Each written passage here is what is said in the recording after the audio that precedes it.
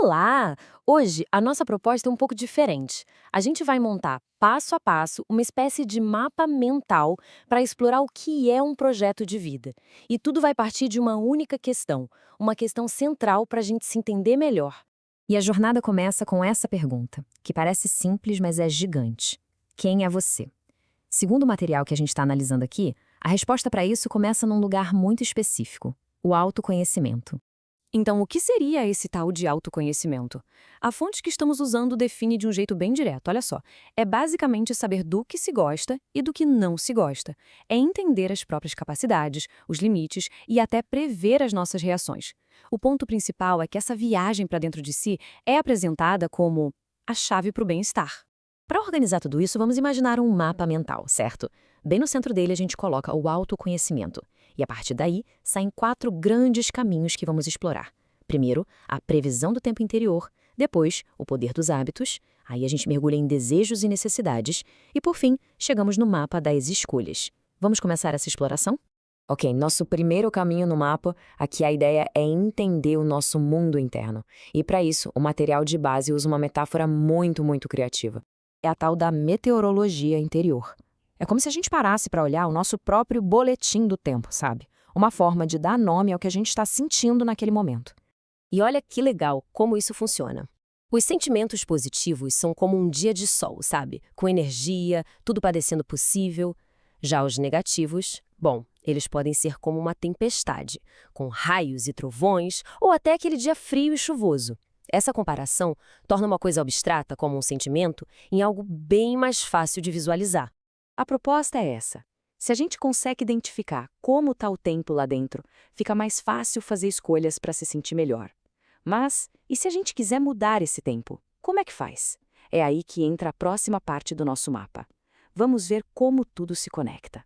Chegamos na segunda ramificação do nosso mapa mental. Agora a gente vai focar em como as nossas ações do dia a dia, aquelas coisas que a gente faz quase sem pensar, acabam moldando a nossa vida.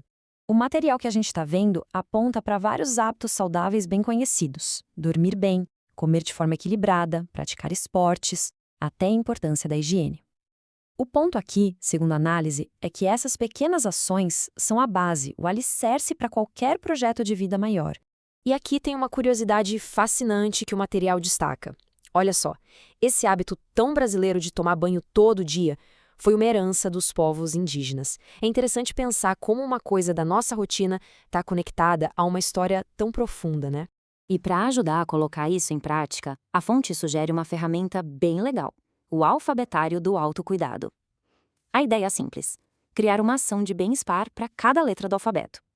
É um jeito de deixar o autocuidado menos abstrato e transformar em pequenos passos que a gente pode dar todos os dias. Muito bem, agora o nosso mapa se expande um pouco. A gente vai olhar para a nossa relação com o mundo lá fora, mais especificamente através das coisas que a gente consome e quer ter. E aqui o ponto é crucial: aprender a diferenciar desejos e necessidades. Desejo é aquilo que a gente quer ter, mas não é essencial. Necessidades é o que a gente precisa para viver. Entender essa diferença, no fundo, é o que guia as nossas escolhas. E para isso ficar bem claro, o material traz um exemplo ótimo: a bicicleta. Pensa bem, para o Passeando Parte, ela é um desejo. Agora, para um atleta profissional que treina todo dia, ou para quem só tem a bike para ir trabalhar, ela vira uma necessidade. O contexto muda completamente a classificação da coisa. Para a gente saber de verdade o que são necessidades e desejos na nossa vida, é preciso se fazer algumas perguntas bem diretas. É o que o material chama de um desafio de autoconhecimento. A fonte, então, apresenta uma série de perguntas, quase como um jogo de cartas, para fazer a gente pensar. E a primeira já começa, assim, bem pessoal, sobre as nossas pequenas esquisitices. E as perguntas vão ficando mais profundas. Elas investigam nossos valores e, principalmente, as nossas relações mais importantes, quem realmente importa pra gente. E, claro, elas também nos forçam a olhar para frente, a pensar sobre as nossas maiores ambições, aquilo que realmente faz o coração bater mais forte. Refletir sobre quem nos inspira é um exercício muito revelador, né? Acaba mostrando muito sobre as qualidades que a gente mais valoriza e o que a gente busca ser. E para fechar essa rodada, uma pergunta sobre curiosidade, sobre o nosso desejo de crescer, de nunca parar de aprender. E aí, depois dessa reflexão toda sobre querer e precisar, a gente chega numa ideia muito poderosa que a fonte apresenta, quase como uma virada na conversa.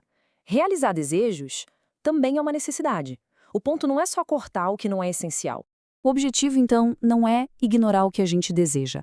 É entender esses desejos, priorizar o que é necessidade e, a partir daí, usar o nosso dinheiro e nossos recursos de um jeito consciente para criar uma vida que seja equilibrada e feliz, no fim das contas. E é assim que o nosso mapa mental se fecha, com uma provocação final. Agora, sabendo que tanto as necessidades quanto os desejos são importantes, a pergunta que fica no ar é: qual escolha consciente vai ser feita hoje para ajudar a construir o amanhã?